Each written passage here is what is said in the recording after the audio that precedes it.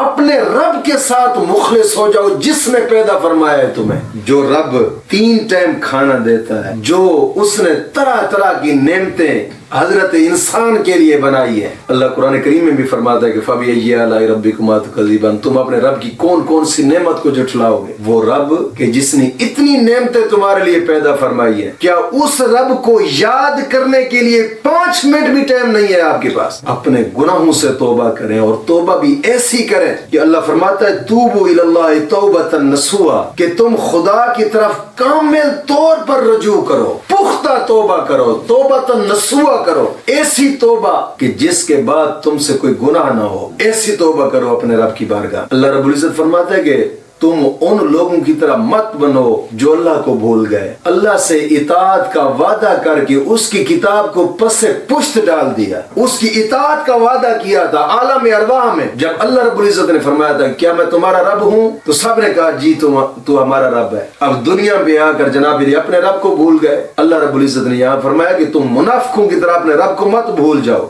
آخرت کے لیے کوئی نیک کام کرو۔ آقا کریم صلی اللہ علیہ وسلم کی حدیث مبارکہ امام غزالی لکھتے ہیں، حضور نے فرمایا کہ جو اللہ کا دیدار چاہتا ہے نا، اللہ اس کو اپنا دیدار کراتا ہے۔ جو اللہ کا دیدار نہیں چاہتا، مولا کریم اس کی شکل دیکھنا پسند نہیں فرماتا۔ یہی فاسق لوگ ہوتے، یہی لوگ فاسق ہوتے ہیں جو اللہ کے احکام کی پیروی نہیں کرتے، ہدایت اور رحمت اور مغفرت کی جناب راہ راست پر نہیں چلتے۔ یاد رکھیے گا فاسق 2 طرح کے ہوتے ہیں، ایک ہوتا ہے فاسق کافر، ایک ہوتا ہے فاسق فاجر۔ فاسق کافر وہ ہوتا ہے کہ جو اللہ اور اس کے رسول پر ایمان نہیں لاتا، ہدایت سے نکل کر گمراہی میں داخل ہو جاتا ہے، اور اللہ رب العزت ان کے بارے میں فرماتا ہے فَفَسَقَ عَنْ أَمْرِ رَبِّهِ، یعنی اللہ کے احکام کی اطاعت سے خارج ہو گیا۔ اور فاسق فاجر وہ ہے جو شراب پیتا ہے، حرام کھاتا ہے، زنا کرتا ہے، اللہ کی نافرمانی کرتا ہے، اور عبادت کے طریقے سے خارج ہو جاتا ہے، گناہوں میں داخل ہو جاتا ہے کہ بس ایک بات ہے اس میں کہ وہ شرک نہیں کرتا۔ فرق دونوں میں یہ ہے کہ فاسق کافر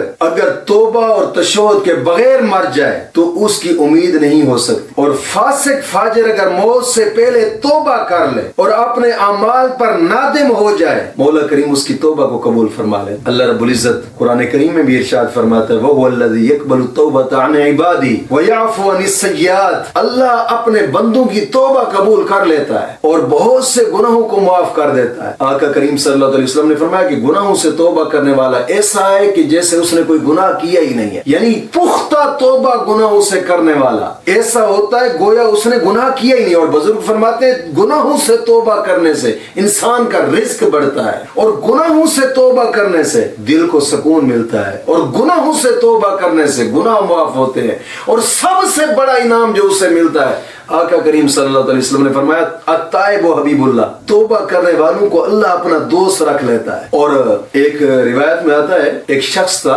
جب کوئی گناہ کرتا نا، اس سے کوئی گناہ سرزد ہوتا، اس نے ایک رجسٹر اپنے پاس رکھا ہوا تھا، روزانہ کی بنا پہ جب بھی اسے کوئی گناہ ہوتا تو وہ رجسٹر پر لکھ لیتا کہ مجھ سے یہ گناہ ہوا۔ جب بھی کوئی گناہ ہوتا رجسٹر پر لکھ لیتا کہ مجھ سے یہ گناہ ہوا ہے۔ ایک دن ایسا ہوا اس سے کوئی گناہ نہیں ہوا، اور جب رجسٹر کو اٹھایا نا تو کھولا، امام غزالی لکھتے ہیں مکاشفۃ القلوب کے، فرمایا کہ اس کے رجسٹر کے اندر یہ آیت کریمہ لکھی ہوئی تھی فَأُولَٰئِكَ يُبَدِّلُ اللَّهُ سَيِّئَاتِهِمْ حَسَنَاتٍ، یعنی اللہ ان کے چھوٹے چھوٹے گناہوں کو نیکیوں میں بدل دیتا ہے۔ اور یہ حدیث پاک میں بھی آتا ہے کہ جو جناب گناہوں سے پختہ توبہ کرتا ہے مولا کریم ان کے گناہوں کو نیکیوں میں بدل دیتا ہے۔ ایک روایت میں آتا ہے کہ حضرت عمر بن خطاب رضی اللہ تعالیٰ عنہ، آپ کا دور خلافت تھا، آپ گلی سے گزر رہے تھے، ایک نوجوان تھا، اس نوجوان کے ہاتھ میں شراب کی بوتل تھی، حضرت عمر ایسے جا رہے تھے اور وہ آگے سے آ رہا تھا، اور عمر ایسے تھے کہ جس سے شیطان بھی ڈرتا تھا، تو شرابی کیسے نہ بھاگتا،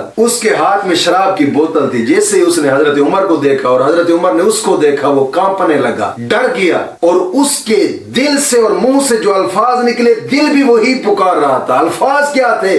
مولا صرف ایک مرتبہ مجھے عمر سے بچا لے، ساری زندگی کے لیے پختہ توبہ کرتا ہوں، ایک مرتبہ عمر سے بچا ڈالے اور میری شراب کو سرکہ بنا لے. صدق کے دل سے جو دل سے نکلی نا آواز نکلی. حضرت عمر نے اس سے پوچھا کہ یہ کیا ہے؟ اس کے زبان سے نکل گیا سرکہ ہے. حضرت عمر نے کہا دکھاؤ مجھے. حضرت عمر نے جب وہ بوتل لی نا تو دیکھا تو وہ شراب سرکہ بن گئی. اس لیے بزرگ فرماتے ہیں کہ تم صدق کے دل سے اپنے رب کی بارگاہ میں گر جاؤ تو تمہارے گناہ بھی نیکیوں میں بدل سکتے ہیں. آج بھی تمہارے جو گناہوں کی شراب ہے نا یہ نیکی کے سرکیوں میں تبدیل ہو سکتی. صرف ایک مرتبہ اپنے رب کو پکار کر تو دیکھو. ایک مرتبہ. وہ بزرگوں نے لکھا ہے نا کتاب کے اندر کہ ایک آدمی تھا گناہوں سے توبہ کرتا تھا پھر توبہ ٹوٹ جاتی, پھر توبہ کرتا تھا پھر توبہ ٹوٹ جاتی, پھر توبہ کرتا پھر توبہ, یہاں تک کہ 70 مرتبہ توبہ کی اور 70 مرتبہ توبہ ٹوٹ گئی. 70 مرتبہ توبہ کی اور 70 مرتبہ ہی توبہ ٹوٹ گئی. ایک کنارے پہ گھر کے کونے میں بیٹھ کر نہ رو رہا تھا کہ اب کس منہ سے توبہ کروں گا اس رب کی بات. غیب سے آواز آئی میرے پیارے بندے صرف ایک مرتبہ مجھے پکار کر تو دیکھ, ایک مرتبہ توبہ کر کے تو دیکھ میری بارگاہ میں. یار وہ رب سنتا ہے. اپنے اللہ پر ایک مرتبہ یقین کر تو دیکھو تمہارے دکھ تکلیفیں سب مٹ جائیں گی. اور یاد رکھیے گا جب کوئی تمہارا دکھ سننے والا نہ ہونا, صرف اپنے رب کو دکھ سنا کر تو دیکھو یا اپنے رب کی بارگاہ میں گڑ گڑا کر تو دیکھو. ایک روایت میں آتا ہے حضرت ابو ہریرہ رضی اللہ تعالیٰ عنہ روایت کر, ایک رات نا آقا کریم صلی اللہ تعالیٰ علیہ وسلم کے پیچھے عشاء کی نماز پڑھی اور عشاء کی نماز پڑھ کر اپنے گھر کی طرف جا رہے تھے. راستے میں ایک عورت ملی. اس نے کہا کہ ابو ہریرہ آپ صحابی رسول ہیں, میں آپ سے ایک سوال کرتی ہوں. حضرت ابو ہریرہ نے فرمایا کہ جی کریں. اس نے کہا کہ مجھ سے زنا ہوا ہے اور پھر مجھے حمل ہو گیا اور مجھے ایک بچہ پیدا ہوا ہے, میں نے اس بچے کو بھی قتل کر ڈالا ہے. زنا ہوا, زنا سے حمل ہوا, حمل سے بچہ پیدا ہوا, میں نے اس بچے کو بھی قتل کر دیا ہے. کیا میری توبہ قبول ہو سکتی ہے رب کی بارگاہ میں؟ حضرت ابو ہریرہ نے فرمایا بخدا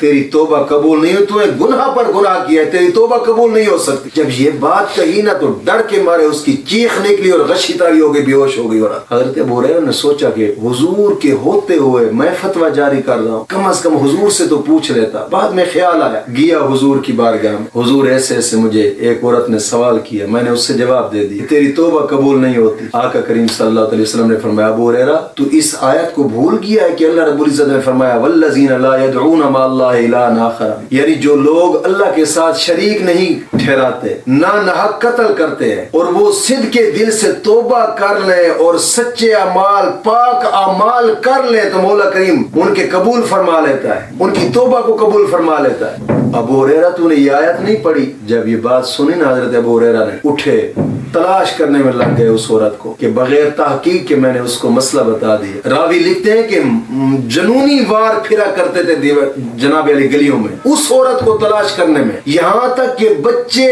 بوڑھے عورتیں بھی کہنے لگی کہ یار حضرت ابو ہریرہ مجنون تو نہیں ہو گئے. اس حال میں تلاش کر رہے تھے. یہاں سے یہ بھی سبق ملتا ہے کہ بغیر تحقیق کے مسئلہ بھی نہیں بتا رہا ہے. آج تو ہر بندہ جناب علی اپنی جگہ پہ عالم بن بیٹھا ہے نا, جس کو وضو کے فرائض کا بھی پتہ نہیں ہے وہ بھی عالم بن بیٹھا ہے آج. اور پھر عالموں پر اعتراض, اماموں پر اعتراض, جس کے پیچھے نماز پڑھی اسی کے جناب علی وہ جیسے آٹے سے بال نکالتے ہیں اسی پر اعتراض کرنے لگے. اور بغیر تحقیق کے بھی مسئلہ نہیں بتانا چاہیے. راوی لکھتے ہیں کہ حضرت ابو ہریرہ گلیوں میں دیوانہ وار پھر رہے تھے, اس عورت کو تلاش کر رہے تھے کہیں پر وہ مجھے مل جائے, پوچھتے رہے لوگوں سے. آخر کار آپ نے تلاش کر لیا. جب وہ سامنے آئی تو حضرت ابو ہریرہ نے فرمایا اس رات آپ نے سوال کیا تھا, میں نے آپ سے کہا تھا کہ آپ کی توبہ قبول نہیں, مجھ سے غلطی ہو گئی, میں آج رسول اللہ سے پوچھ کر آیا ہوں صلی اللہ علیہ وسلم. حضور نے فرمایا تیری توبہ قبول ہے. خوشی کے مارے جھوم اٹھی, نعرہ تکبیر بلند کیا, اور جو مال اس کے پاس تھا اس نے کہا ابو ہریرہ میں یہ سارے کا سارا مال اللہ کے راستے میں صدقہ کر کہ اللہ نے میری توبہ کو قبول فرما لی, میں سارے کا سارا مال اللہ کے راستے پہ خرچ کرتی. بات کرنے کا مقصد یہ ہے کہ اپنے رب کی بارگاہ میں گڑ گڑاؤ, منافقوں کی طرح اپنے رب کو مت بھولو. اپنے رب کو بھول جانے والو یہ اللہ ہی تمہیں حکم دیتا. تم ایک مرتبہ میری بارگاہ میں جھک کر تو دیکھو. ایک عتبہ نام کا ایک غلام فسق و فجور میں مشہور تھا اور فتنہ فساد پھیلانا اس کا یہ شیوا تھا. شرابی تھا, شراب خوری کے اندر بہت زیادہ وہ بہت زیادہ مشہور تھا شراب خوری کے اندر. ایک دن نا حضرت حسن بصری رحمت اللہ تعالی علیہ کی واز کی مجلس میں گیا. اس وقت حضرت حسن بصری واز فرما رہے تھے اور یہ آیت مبارکہ پڑھی الم یأن للذین آمنوا ان تخشع قلوبهم لذکر اللہ. اے مومنو کیا ابھی وہ وقت نہیں آیا کہ تمہارے دل خدا کے ذکر کے لیے خشوع کرے. ابھی وہ وقت نہیں آیا کہ تمہارے دل اپنے رب کی بارگاہ میں جھک جائیں. اس آیت مبارکہ کی آپ نے جب فصاحت و بلاغت کے ساتھ تشریح فرمائی، تفسیر فرما رہے تھے، لوگ زاروں قطار رو رہے تھے. اور اس حالت میں وہ نوجوان